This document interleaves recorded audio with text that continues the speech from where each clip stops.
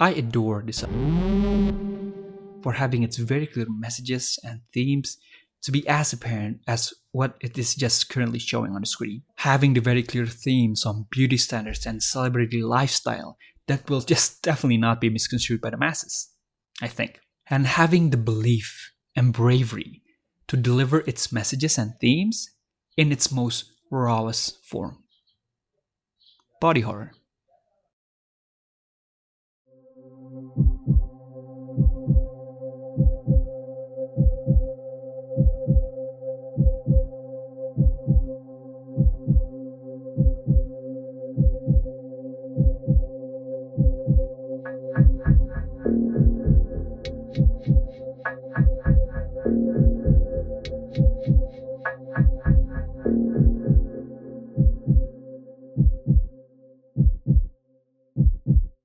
I've always been a proponent that the pinnacle of stories, where humans, or human-like behavior to be exact, are pushed to their absolute limits, can be found in abundance in the horror genre.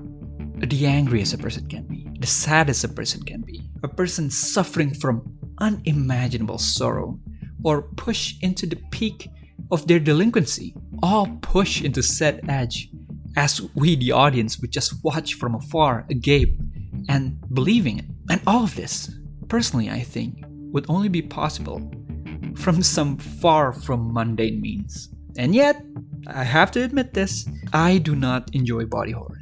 The sheer horror and disgust that people yearn for in this genre is just not something that's ever been a point of interest for me. Point being, and I'm admitting this, it's just because I'm extremely squeamish, I cringe at mundane horror stuff. Body horror?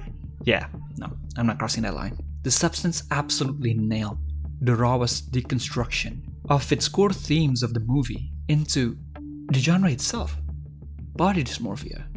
And huge disclaimer, I am not going to act as if I know exactly what these people who suffer from body dysmorphia would feel. To understand how alienating it is to be judged by your own anxiety so much to the point that you don't feel at home with your own body anymore. The feeling of being trapped inside of your own skin without you feeling comfortable in it. And boy oh boy did the Substance push this idea to the absolute limits. And I screamed. And I squirmed. And I cringed and I curled until I felt like I couldn't anymore.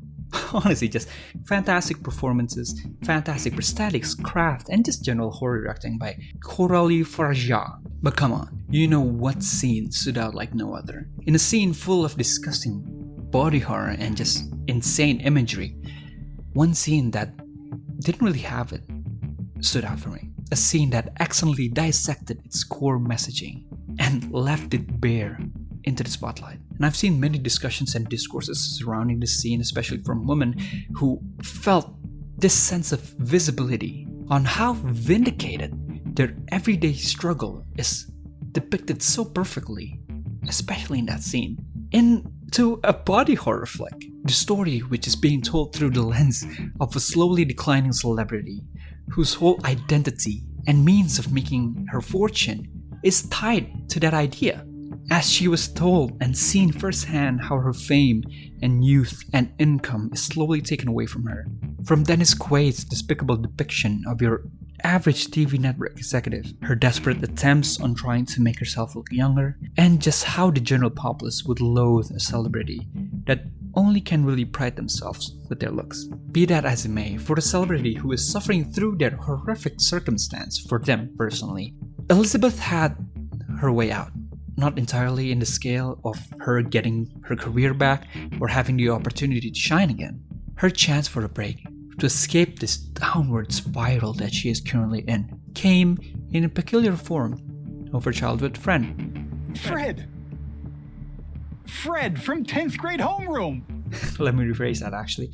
A friend who definitely know who she was after their brief stint in school. A friend who, according to this universe filled with awful people, had realistically stalked her as he tried to find a way to meet her. A friend that, in all actuality, if Elizabeth was not in the downward spiral she is currently in, she would not even give him the time of day. Because that was her identity, attaching herself and being completely dependent on someone else's approval. An addiction she had developed, which comes with such a high price. An addiction which, sadly, nowadays, not only the big time celebrities could get addicted to, but strip away everything and just take it at face value.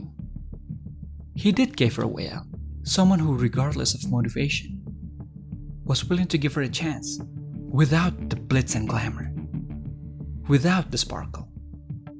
Just Elizabeth. That is exactly why this scene hit the hardest.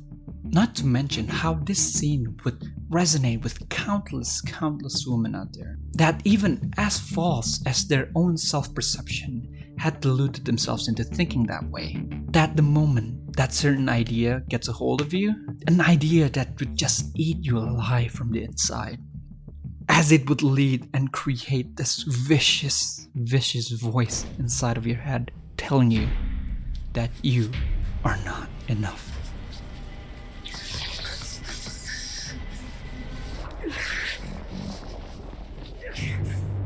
But for Elizabeth Sparkle, the Elizabeth Sparkle, Fred was not enough. She was nothing without her beauty. And that is just viciously sad. And of course, like I said before, this message is taken to its absolute limits, cranked to 11, 12, all of the numbers above, with her gift, or curse really. But that is the beauty of horror. These humane and severely common problems that everyone is suffering throughout the world is just completely showcased brilliantly by these amazing auteurs, and showing it in the most bombastic of manners, taking that very message into a level of absurdity that people will know for a fact wouldn't happen. But did we discredit it? Did we pause and consider its plausibility? No, of course not. Rationalizing the irrational. Being given the think tank and food for thought for everyone to ponder at their own time. Forget if people liked it or not. This movie had created discussions and forums where people argue about a celebrity and a substance that doesn't even exist, and instead people would find parallels and relate it to the constant real-life everyday horrors that we suffer through every day. And that right there, ladies and gentlemen, is why I love horror. So yeah, that's one fantastic scene of The Substance. Please do. I'm running out of one fantastic scenes I want to talk about, so please leave your favorite scenes of some really underrated parts from a movie that you liked and write it down in the comments. Definitely not for engagement. And if you do like it, please give it a like, subscribe. So thank you for watching, and see you in the next video.